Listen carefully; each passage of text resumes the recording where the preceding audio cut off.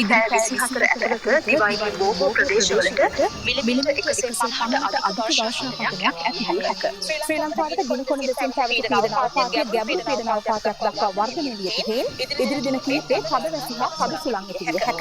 ඒ අනුව උතුරු මැද මධ්‍යම සහ වයඹ පළාත් හා ත්‍රිකුණාමලය දිස්ත්‍රික්කයේ ඇතැම් ප්‍රදේශවලට මිලිමීටර 200ට වැඩි කඩ වැසි ඇති විය හැකිය. අපිට කඩේ බඩට වෙන පොඩි හරි අදින්න වෙන්නේ සුනේ. ටවුන් එක අතේ නෙත් එහෙම. කවදාවත් ඒ වතුර ඇවිල්ලා නැහැ. දැන් කඩේට යනවද? මම නම් කියන්නේ ගෙදර ඉන්න කියලා. බලන්නකො නවතින්න නැතුවම යනවනේ. ඔව්. හෙට දෙන්න බාර ගන්න කට්ටිය වෙලින් දෙකක් තියෙනවා. උදේම මේක දීලා වැස්ස වැඩි කළොත් ගෙදර එන්න.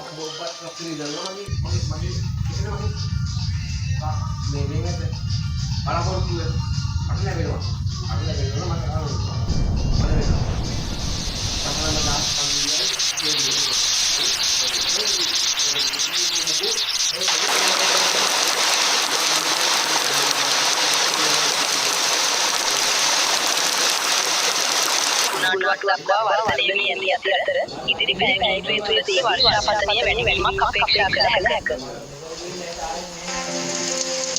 මේ සැරේ මොන විදිහක් වෙන්න යනවද කියලා බයයි.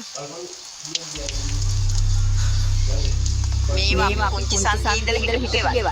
හැමදාම අහිති අපි අයින් වෙන්න කියලා කොහොමද කියන්නේ. අද වෙනකල් ලාංකරාවක් උනේ නෑනේ. ඒ උනාට මගේ හිතට කකරෝ අමතක බැලනවා.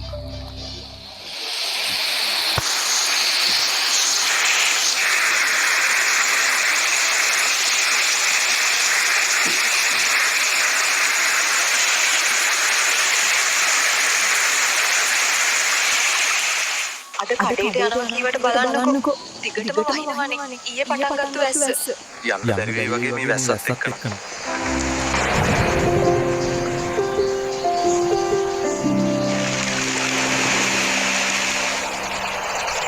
මේක සුළි කුණාටුවක් බවට පත් වෙලා ඉවරයි. අපි ඉක්මනින්ම රෙස්කියු ටීම් ලෑස්ති කරගන්න ඕනේ. අපි මේ වෙද්දි